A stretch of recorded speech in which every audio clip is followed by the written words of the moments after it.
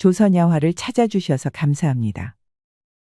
구독과 좋아요, 알림 설정 부탁드립니다. 오늘도 즐겁고 행복한 시간 되시기 바랍니다. 옛날 한마을에 덕수라는 똘똘한 청년이 있었습니다. 덕수는 박현감 댁에서 머슴살이를 하고 있었는데요. 부침성 좋고 일 잘하는 덕수는 많은 귀염을 받았습니다. 그러던 어느 날이었습니다. 박현감은 물론이고 촌장과 농부들이 한자리에 모여 앉아 회의하고 있었습니다. 최근 경작할 땅을 두고 경계가 잘못 그어진 탓에 이웃끼리 큰 다툼이 벌어졌기 때문이었죠. 고성의 오가구 농부들은 얼굴을 붉히며 답답한 듯 가슴팍을 두들겼습니다. 아니 그게 왜 자네 땅이야? 엄연히 우리 땅인데 날강도도 아니고 갑자기 자기 땅이라는 거야. 보소 김씨, 내가 이 마을에서 쟁기질한 지 30년이 넘었어. 그러면 내가 더 잘하겠어? 아니면 김씨가 더 잘하겠어? 어허, 왜들 그랴? 진정들여. 박현감은 이마를 짚으며 수심에 잠겼습니다. 이러다가는 정말 크게 싸움이 날 판이었기 때문입니다.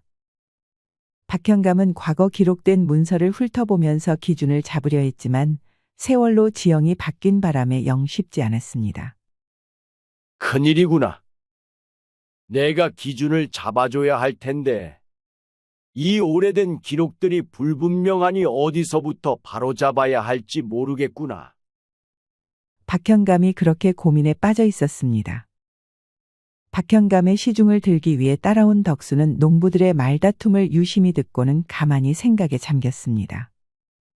그리고는 박현감에게 슬쩍 몸을 기울여서 낮은 목소리로 속삭였습니다. 나으리, 제가 감히 한 말씀 드려도 되겠습니까? 부원이야. 배고파도 좀 참거라. 회의가 길어질 것 같다. 그것이 아닙니다요. 농작지 경계에 관해서 말씀 좀 올리고 싶습니다. 경작지 말이냐? 내가 예, 나으리. 오냐? 어디 한번 드러나 보자꾸나. 박현감이 허락하자 덕수는 눈을 반짝이며 설명하였습니다. 예전에 비가 많이 와서 홍수가 났을 때 흙이 흘러내리며 경계석들이 엉망이 된 것을 기억하십니까? 원래의 경계를 확인하려면 그 흙을 파서 당시의 뿌리 깊은 나무와 강줄기를 기준으로 경계를 다시 정하면 어떨까요? 그럼 경작지 경계를 명확히 그릴 수 있을 것입니다. 박현감은 덕수의 말을 듣고 깜짝 놀랐습니다. 경계가 모호해진 이유는 홍수로 인해 경계석들이 이동했기 때문인데 덕수는 이를 정확히 지적한 것입니다. 이거 참 내가 그리 생각할 줄은 몰랐구나. 맞다. 그 방법이 통할 수 있겠구나. 참으로 기발한 생각이다. 박현감은 손뼉을 치면서 기뻐했습니다. 농부들과 촌장도 이러한 해결책에 적극적으로 찬성하였지요. 박현감은 덕수의 총명함에 크게 감탄하였습니다. 이뿐만이 아닙니다. 하루는 덕수가 마당을 쓸다가 바닥에 무언가를 그리면서 한참을 중얼거리고 있었습니다. 이봐라, 덕수야. 마당을 쓸다 말고 못하고 있는 게냐? 아이고, 별거 아닙니다요. 쇳내가 그만 일하다가 말고 쓸데없는 것에 정신이 팔리고 말았습니다. 덕수는 살짝 당황하며 황급히 빗자루를 고쳐잡았습니다. 그런데 덕수의 발 한켠에 한자 구절이 적혀 있는 것입니다. 이에 깜짝 놀란 박현감이 두 눈을 크게 치켜떴습니다. 아니, 이건 또 뭐냐? 죄송합니다요. 아니다, 혼내는 것이 아니다. 너는 이게 무슨 뜻인지 알고 있는 게냐? 내가 쓴 것이냐? 예, 나으리. 대학에서 나온 구절입니다요. 대학? 내가 어찌 이 책을 아느냐? 이건 제왕학의 기본서 중 하나인데 이런 걸 내가 알고 있다는 것이냐? 서당에서 들려오는 소리를 귀동량으로 좀 배웠을 뿐입니다요. 고작 귀동량으로 문자를 익혔다고? 그러면 이 구절이 무엇인지 알고 있는 것이냐? 수기야닌이란 구절입니다요. 그런데 이 구절이 왜 스스로를 다스리는 것이 남을 편안하게 한다는 뜻인지 제가 완전히 이해하기가 어렵습니다. 수기이안이는 참으로 깊은 뜻을 가지고 있지. 이는 대학에서도 매우 중요한 가르침인데 자신을 먼저 갈고 닦아야 비로소 남을 편안하게 다스릴 수 있다는 뜻이란다. 즉, 나 자신이 먼저 올바르고 강건해야 백성들을 제대로 다스릴 수 있다는 말이지. 덕수는 박현감의 설명을 듣고 고개를 끄덕이며 깨달은 듯한 표정을 짓습니다. 이에 박현감은 덕수의 명석한 두뇌에 다시 한번 더 감탄했습니다. 덕수는 평범한 다른 무지랭이 노비들과는 확연히 달랐습니다. 이에 박현감은 아주 본격적으로 덕수에게 글을 가르치고 공부를 시켰습니다. 그렇게 덕수가 성년이 될 즈음에는 과거 시험을 보러 가는 선비들만큼이나 학식을 쌓을 수 있었습니다. 덕수도 공부가 썩 즐거웠기에 열심히 가르침을 받았습니다. 하지만 덕수는 박현감에게 마지막까지 모든 학문을 배울 수 없었습니다.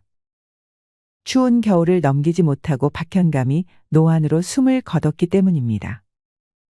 초상집이 된 박현감 댁은 깊은 슬픔에 잠겼습니다. 생전 검소하게 살았던 박현감이 남긴 재산이라고는 덕수를 포함한 노비 2~3명과 작은 집 한 채뿐이었죠. 아내도 자식도 없었기 때문에 먼 친척이 박현감의 재산을 물려받았고 급전이 필요했던 친척은 모두 팔아서 현금으로 바꾸었습니다. 이 과정에서 덕수도 다른 마을, 다른 집 머슴으로 팔려가게 되었습니다. 그리하여 도착한 집은 안대감댁이라는 곳이었습니다. 박현감댁과 달리 으리으리한 기와집이었는데요. 아무래도 똘똘하고 일머리가 좋은 덕수의 평판 덕에 큼지막한 대감집에 팔려가게 된 것이죠. 헌데 새로 온 집 분위기는 박현감댁과 달리 판이하게 달랐습니다. 규칙이 매우 엄격했고 일하는 노비들의 표정도 모두 어두웠습니다. 주인날인 안대감은 항상 화가 난 듯 표정이 일그러져 있었고 안주인인 소혜마님은 젊고 아름다웠지만 표독스럽기 그지없었습니다. 신입이냐? 내 놈은 변소 담당이니 그리 알거라. 그래, 그리고 장작도 다 해놓거라. 안대감 댁의 머슴들은 새로운 머슴인 덕수의 기강을 잡으려는 듯 온갖 자비를 모두 떠넘겼습니다. 뿐만 아니라 모든 일에 트집을 잡으면서 집요하게 괴롭혔지요. 얼마나 달달 볶는지 밥 먹을 시간도 없었답니다.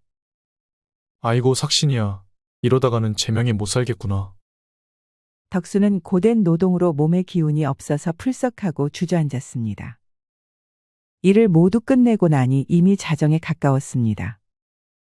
하루 종일 제대로 한 끼도 먹지 못하여서 백가죽이 등에 달라붙을 지경이었습니다. 그렇게 바닥에 주저앉아 밤하늘을 바라보니 자기도 모르게 입이 달싹였습니다. 구름은 바람 따라 흘러가고 한숨만 깊이 드니 내 마음 애달프다. 세상만사 헛된 줄 무엇을 더 바라랴. 박현감에게 배웠던 성산별곡이 떠올라 나온 시조였죠. 그러자 학문을 배우면서 즐거웠던 시절이 떠올라 더더욱 서글퍼서 눈물이 주르륵 흘렀습니다. 그렇게 청승을 떨고 있는데 어둠 속에서 누군가 다가왔습니다. 덕수는 선배 머슴인가 싶어서 황급히 눈물을 닦았습니다. 약한 모습을 보이면 윽박지르면서 혼낼 것이 뻔했기 때문입니다. 그런데 다시 보니 댕기머리를 한 여인이었습니다. 얘, 너는 여기서 왜 이러고 있니? 다들 잘 시간이잖아. 힘들어서 좀 쉬고 있었습니다요. 댁은이십니까? 아, 너는 이번에 새로운 머슴이구나. 나도 여기서 일하고 있는 사람이야. 이화라고 해. 이화라고 불린 여종은 활짝 웃으며 덕수에게 사근사근 말을 걸었습니다. 이화는 아담한 키에 맑고 깨끗한 피부를 가진 여인으로 고운 이마 아래로 가지런히 따내린 검은 댕기머리가 아주 잘 어울렸습니다. 눈은 크지 않지만 깊이 있고 웃을 때마다 반달 모양으로 휘어져 순박해 보였습니다. 저는 덕수라고 합니다요. 그래, 덕수야. 그런데 아까 전에는 뭐라고 중얼거린 거야? 별건 아니고 시조였습니다요. 시조. 너 참 웃긴다. 내가 무슨 시조야? 우리 같은 무지랭이들이 뭘 안다고.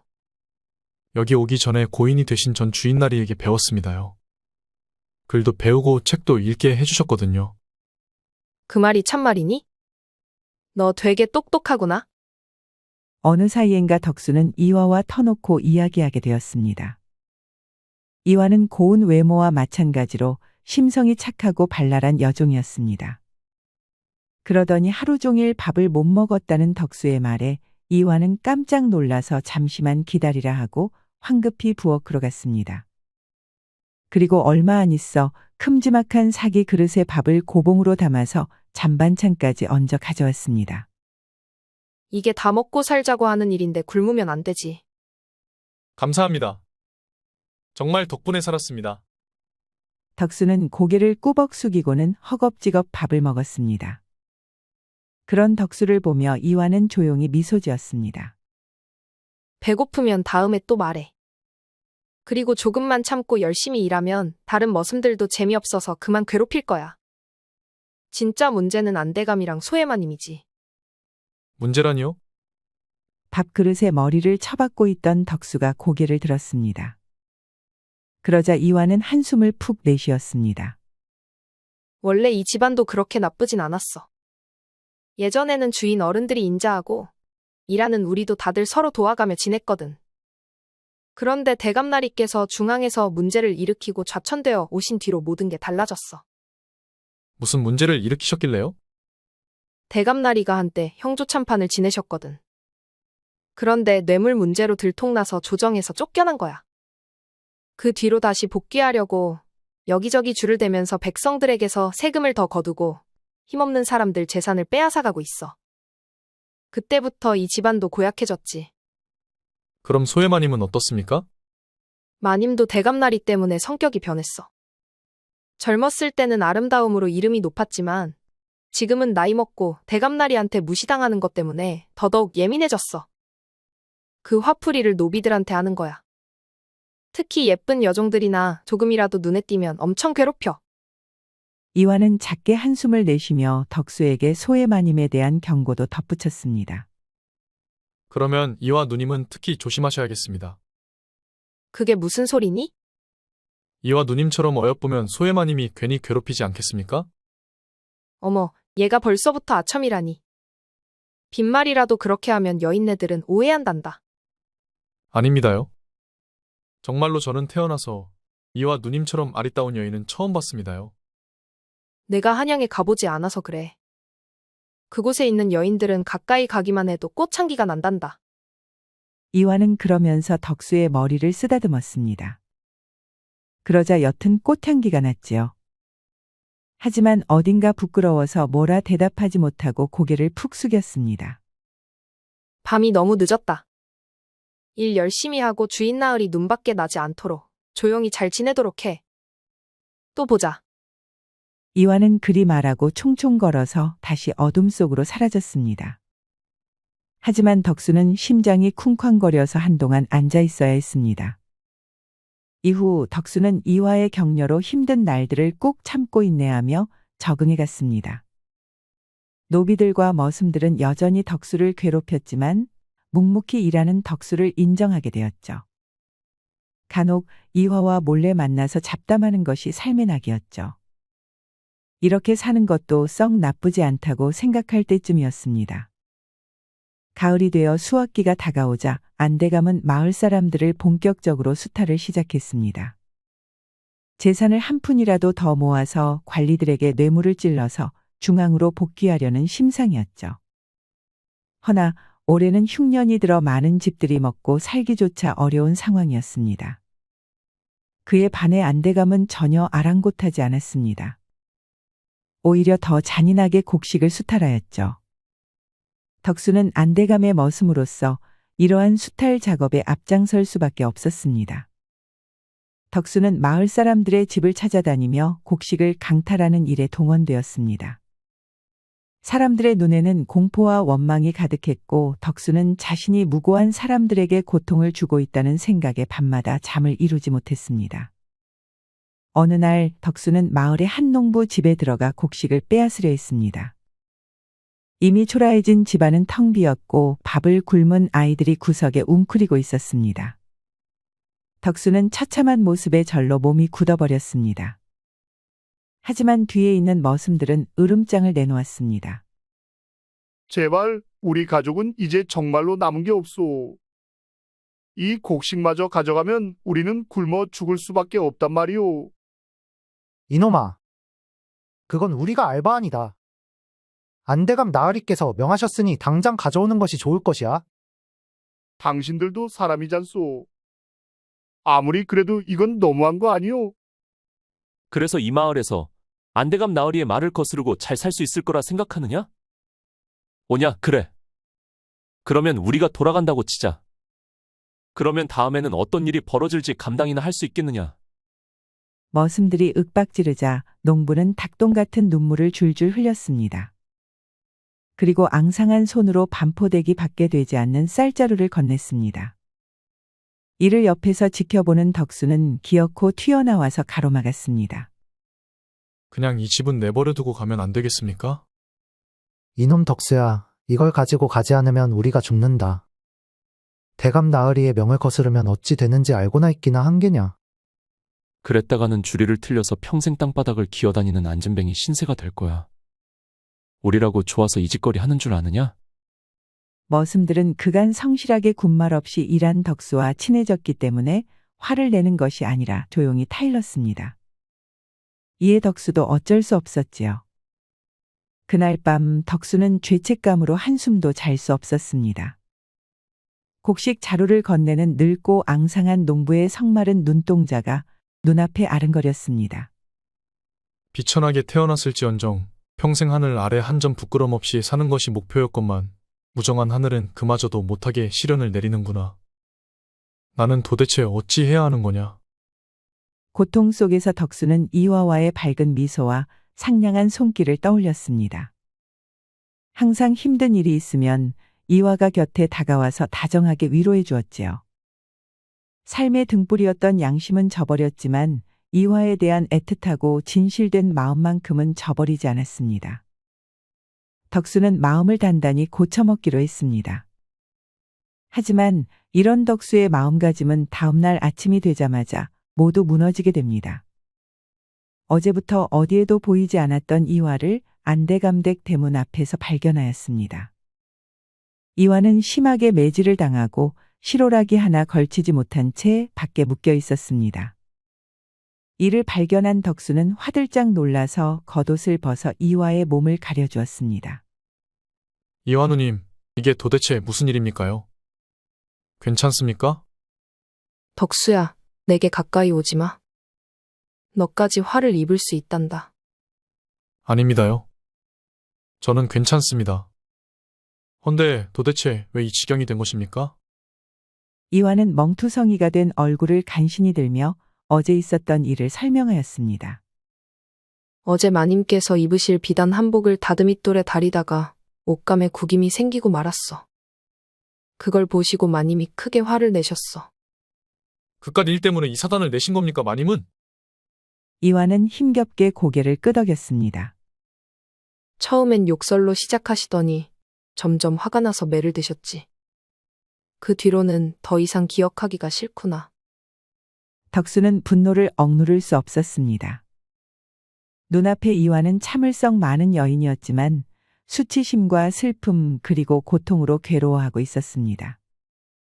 아무리 그래도 이런 모진 벌을 내릴 수가 있단 말입니까? 그깟 비단 한복이 무슨 대단한 것이길래.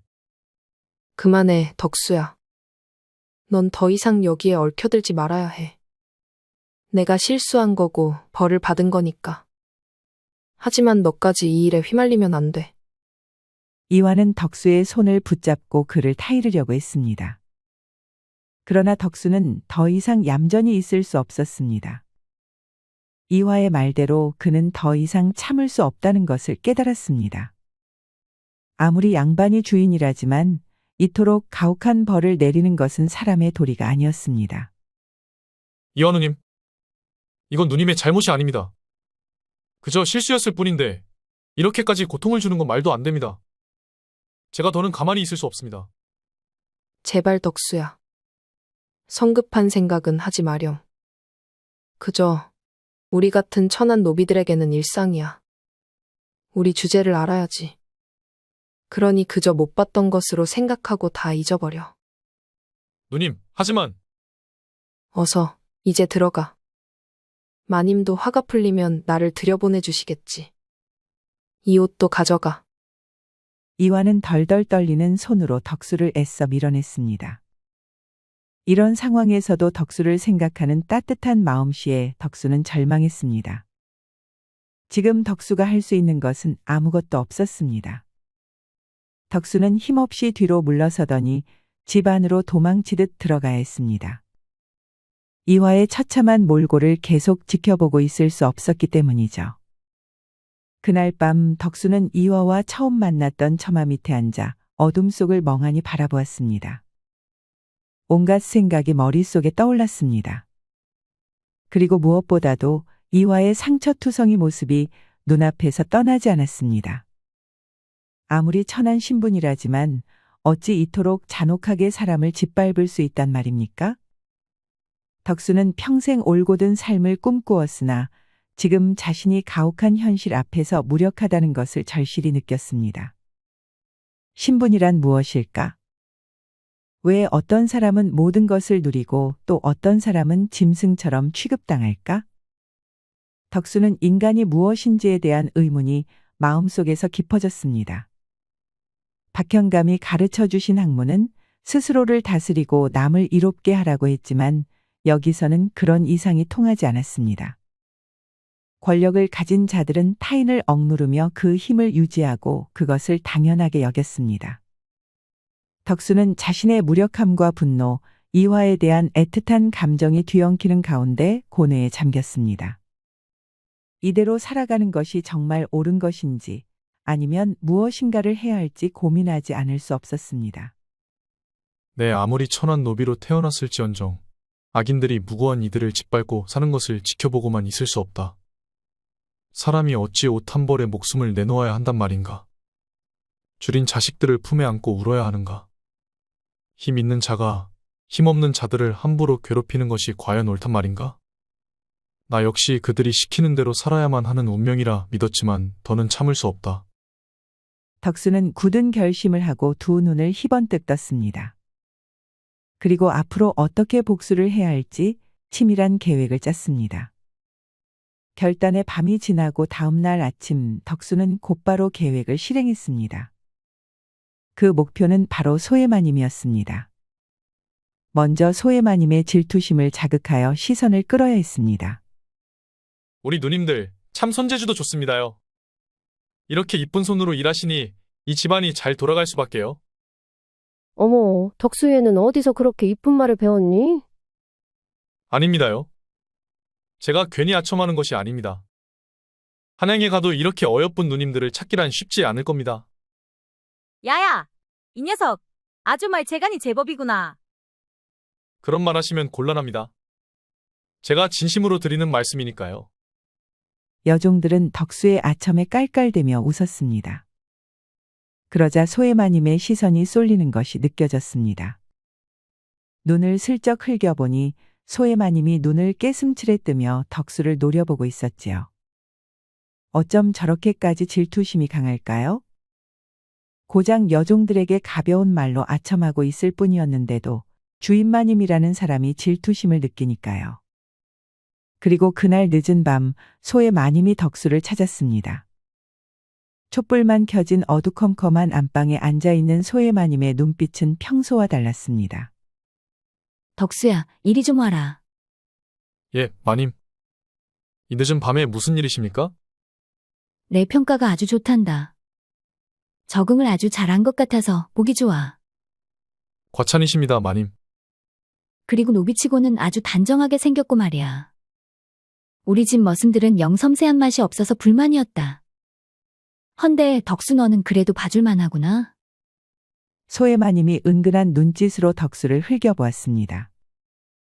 그리고는 스르륵 옷고름을 풀었습니다. 요새 이것저것 집안일을 하다 보니 영몸이 뭉쳤다. 덕수 내가 부드럽게 풀어주련? 이러시면 아니되옵니다. 저 같은 미천한 녀석이 어찌 마님의 몸에 손을 대겠습니까? 딱딱한 말은 하지 말거라. 아니면 다른 곳이 딱딱해져서 그러느냐? 소해마님은 그리 말하면서 요사스럽게 웃었습니다. 이를 보는 덕수는 분노로 뱃속이 부글부글거렸습니다. 어찌 이렇게 파렴치하고 못된 여자일까요? 소해마님 때문에 이화가 겪은 고초를 떠올리니 손발이 떨려왔습니다. 하지만 대의를 위해 분노를 누르고 덕수는 고개를 끄덕였습니다. 그러면 감히 손 좀 대보겠사옵니다. 그러므나 혹여 쓰잘데기 없는 짓거리를 하면 아주 크게 경을 치룰 것이다. 덕수는 정성스레 소해마님을 안마했습니다. 그러자 소해마님은 기분 좋은 콧소리를 내었지요. 질투심 많고 성정이 못된 여인이었지만 소해마님은 여전히 아름다운 여인이었습니다. 만약 이화에 대한 애틋한 마음이 없었다면 소해마님의 유혹에 몸도 마음도 다 빼앗겼을 것입니다. 오냐, 아주 좋구나. 역시 내가 눈여겨본 머슴다워. 자, 그러면 본격적으로 한번 몸을 풀어보자꾸나. 소해마님은 부드럽게 덕수의 손을 감싸 쥐고 그대로 밀어 넘어뜨렸습니다. 덕수는 못 이기는 척 소해마님의 손에 몸을 맡겼습니다. 그렇게 낯뜨거운 거사가 벌어졌지요. 헌데 소해마님은 깜짝 놀라버리고 말았습니다. 아니, 덕수의 것이 보통 크기가 아니었기 때문입니다. 생전 처음 맛보는 크기에 그만 까무라치고 말았습니다. 그렇게 덕수는 침착하게 소해마님을 정복해버렸습니다. 이후 소해마님은 틈만 나면 덕수를 불렀습니다. 소해마님은 지금까지 자신의 욕망에 따라 수많은 머슴들을 맛보았지만 덕수만한 머슴은 보지 못하였습니다. 덕수를 손에 넣으려고 했으나 어느새 소해마님은 덕수가 아니면 만족하지 못하는 몸이 되어버리고 만 것입니다. 소해마님은 틈만 나면 덕수를 찾으며 내면 깊숙이 품었습니다. 오냐, 이제 이미 반은 성공했다. 손자병법에 이르기를 성은 밖에서 무너뜨리기 어렵다면 안에서부터 무너뜨리라 하였지. 안에서부터 흔들리면 결국 그 어떤 성도 무너지고 마는 법. 덕수는 소해마님의 마음을 이용해 점차 안대감과 소해마님 사이의 균열을 일으켰습니다. 소해마님은 처음엔 덕수를 단순한 머슴으로 생각했지만 어느새 자신이 덕수에게 휘둘리고 있음을 알지 못한 채 점점 더 덕수에게 집착하게 되었지요. 소해마님은 여느 때처럼 덕수를 가까이 불렀습니다. 이미 덕수 없이는 살아갈 수 없는 지경에 이르렀으니 그에게서 멀어질 수 없었습니다. 덕수는 의도적으로 조금 늦게 대답하며 그녀에게 더욱 집착하게 만들고 있었습니다. 덕수는 소해마님의 안마를 하면서 나직하게 물었습니다. 마님, 이렇게 어깨를 주물러 드리니 근육이 단단하십니다. 집안의 대소사를 모두 관리하시다 보니 일이 피곤이 쌓인 것 아니겠습니까? 힘든 일이라니 내가 하는 게 무슨 대단한 일이라도 되겠느냐? 그저 일상이지. 마님께서 말씀은 그렇게 하셔도 이 집안 일을 모두 챙기시고 나으리까지 마음대로 다루시는 걸 보면 제가 참 감탄을 하지 않을 수 없습니다. 제가 보기엔 안대감 나으리도 마님 손안에 있지 않습니까? 하긴 나으리가 날 거스르지는 못하지. 그야 그 사람이 내 손 안에 있다고 할 만도 하지. 그러니까요, 마님. 마님이야말로 이 집안의 실질적인 주인이십니다. 안대감께서도 마님의 눈치를 보실 테고 혹여 나으리께서 숨겨놓은 비밀 같은 것도 마님께선 이미 다 알고 계시겠지요? 뭐 그 인간이 여기저기 뇌물을 흘리며 더러운 짓을 한 것쯤이야 내가 모를 줄 아느냐? 그 양반은 집단에는 아주 철저하게 숨겨놓았다고 생각하겠지. 과연 그랬군요. 마님께서 다 알고 계시니 나으리가 더 감히 대들지 못하는 것 같습니다. 역시 마님이십니다. 덕수 너도 머리를 잘 쓰니 할 거다. 서재에 있는 책장 뒤에 숨겨놓은 비밀방이 있단다. 그 방에 나으리의 비밀 문서들이 숨겨져 있지. 그 문서들만 있으면 그 인간도 끝장이다. 덕수는 그 말을 듣고 고개를 숙이며 은근한 웃음을 지었습니다. 이제 한 걸음만 더 내디디면 계획은 완성될 것입니다. 그날 밤 덕수는 소해마님의 말을 곱씹으며 몰래 서재로 향했습니다. 서재에 들어선 순간부터 고요한 긴장감이 감돌았습니다. 주인은 숨을 죽인 듯 적막했고 덕수의 손끝은 미세하게 떨리고 있었습니다. 이곳이로구나. 이 보잘것없고 더러운 서재의 안대감에 더러운 치부가 숨겨져 있다. 덕수는 촛불을 높이 들고 주위를 살폈습니다. 소해마님의 말대로라면 안대감의 증좌가 숨겨진 비밀방이 이 서재 어딘가에 있었습니다. 석가를 훑어보던 덕수는 이내 깊은 생각에 잠겼습니다. 경국대전. 형조 참판이었던 안대감이라면 분명 이 서책에 집착할 것입니다. 권력을 휘두르며 법을 이용해 자신의 악행을 감추려 한 자라면 반드시 이 책에 의미를 두었을 것입니다. 덕수는 고개를 끄덕이며 서가를 한 번 더 살피더니 조심스럽게 경국대전을 당겼습니다. 잠시 후 기이한 소리가 울렸습니다. 덕수가 석가를 당기자 책장 전체가 서서히 움직였습니다. 촛불에 비친 책장 너머로 숨겨진 문이 열렸습니다. 덕수는 그 문을 통과하며 깊숙한 방 안으로 들어섰습니다. 방은 작고 어두웠으나 한눈에 봐도 오래된 기록들이 쌓여 있는 것을 볼 수 있었습니다. 덕수는 떨리는 손으로 그 문서들을 하나하나 확인하기 시작했습니다. 모든 것이 예상대로였습니다. 여기에는 안대감이 중앙 관리들에게 보낸 뇌물의 명세서와 가짜 문서들이 들어 있었습니다. 이 문서들이야말로 안대감의 목을 죄일 만한 확실한 증자였지요. 덕수는 문서 더미 속에서 손때 묻은 두루마리를 꺼냈습니다. 낙인을 본 순간 그것이 바로 안대감의 뇌물거래 내역이라는 것을 직감했습니다. 덕수는 입가에 희미한 미소를 지으며 문서들을 하나씩 챙겼습니다. 이후 며칠 뒤 안대감은 자신의 문서가 사라졌다는 사실을 알아차렸습니다. 노발대발한 안대감은 집안의 모든 노비들을 마당에 집합시켰습니다. 아무렴 노비가 안대감의 문서를 훔쳤다는 증거는 하나도 없었지만 분노에 사로잡힌 안대감은 그런 사실 따위 안중에도 없었습니다. 무작정 차례대로 한 명씩 끌어다가 매섭게 매질하면서 추궁하였습니다. 헌데 안대감의 악독한 손길이 이화에게까지 뻗쳤습니다. 내년 바른 대로 말하지 못할까? 그러지 않으면 목숨을 보전하지 못할 것이다. 이화는 피투성이가 된 채 고통 속에서도 말을 잇지 못했습니다. 덕수는 이를 지켜보며 참을 수 없는 분노와 죄책감에 휩싸였습니다. 모진 매질에도 이화는 아무 말도 하지 못하였습니다. 그저 두 눈을 꼭 감고 고통을 이겨내려고만 했지요. 이에 덕수는 결국 뛰쳐나와서 무릎을 꿇었습니다. 멈추십시오, 나으리. 그만하십시오. 제가 했습니다. 제가 문서를 빼돌렸습니다. 내 놈이었느냐? 내 따위 노비가 감히. 안대감은 손수 덕수를 잡아채어 죽기 직전까지 멍석말이를 시켰습니다. 피투성이가 된 덕수를 노려보며 으름장을 놓았습니다. 어서 내 문서를 내놓지 않으면 내 놈의 목숨은 여기서 끝이다. 덕수는 더는 피할 길이 없었습니다. 덕수는 마루 바닥에 숨겨둔 문서를 꺼내어 안대감에게 바쳤습니다. 너 같은 놈이 나를 당할 수 있다고 생각했느냐? 글자도 알지 못하는 머저리 같은 녀석이 용케도 문서를 훔쳤구나. 오냐, 이제 내일부터 내 놈은 차라리 죽여달라고 내게 매달릴 것이다. 그러나 안대감이 승리를 만끽한 것도 잠시 다음 날 아침 금의부의 관리들이 안대감을 잡으러 찾아왔습니다. 안대감은 믿을 수 없다는 표정으로 관리들에게 연행당했습니다. 알고 보니 덕수는 이미 사본을 만들어 놓아서 소해마님의 이름으로 중앙에 보냈던 것입니다. 대감의 악행은 중앙에 폭로되었고 결국 금의부가 파견된 것이지요. 이것은 뭐하며? 이는 전부 저 덜 떨어진 노비놈들이 꾸민 계략이란 말이오. 죄인은 입을 다물라. 모든 악행이 낱낱이 보고되었는데 아직도 발뺌하느냐?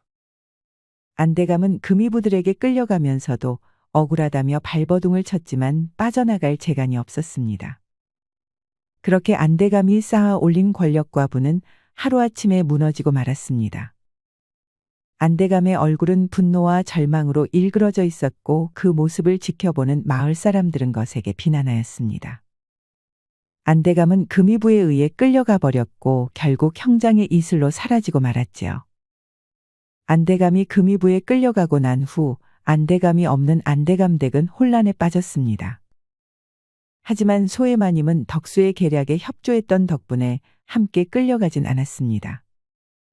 소해마님은 목숨을 부지할 수 있었으나 이제 더 이상 권력도 지위도 없는 처지에 놓였습니다. 안대감이 떠난 후 소해마님은 한없이 나약해졌습니다. 소해마님은 덕수에게 의지하며 이 모든 일이 자신의 탐욕과 질투에서 비롯되었음을 깨닫게 되었습니다. 그리고 결국 덕수 앞에서 석고대죄를 하며 무릎을 꿇었습니다. 덕수야, 이화야, 그동안 내 욕심과 어리석음으로 너희에게 고통을 주었다. 내가 저지른 죄는 크지만 용서를 바랄 수는 없겠지. 그저 진심으로 뉘우친다. 소해마님의 눈에는 후회의 눈물이 맺혔고 덕수는 잠시 생각에 잠겼습니다. 이제 모든 것이 끝난 마당에 소해마님을 벌하는 것은 더 이상 의미가 없다고 느꼈습니다. 그저 모든 악행이 끝나고 각자의 삶을 살아가면 되는 것이었습니다. 그동안 힘들었던 건 사실이지만 이제는 모든 것을 용서할 수 있을 것 같아요. 마님도 저희와 마찬가지로 힘들었을 테니까요. 이화는 따뜻한 미소를 지으며 소해마님의 손을 잡아주었습니다. 소해마님은 그 손길에 감동해 고개를 떨구었습니다. 덕수 역시 조용히 그녀를 바라보며 고개를 끄덕였습니다. 당사자가 사과를 받았으니 이제는 괜찮습니다. 마님 덕에 안대감을 무너뜨릴 수 있었으니 이제 마님도 자신의 삶을 찾으시는 것이 좋겠지요.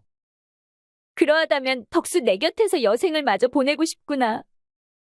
첩이라도 좋으니 여기에 남아다오. 소해마님의 애절한 부탁에 차마 덕수는 거절할 수 없었습니다. 결국 덕수는 집에 남으며 소해마님과 이화 두 미녀를 얻게 되었지요.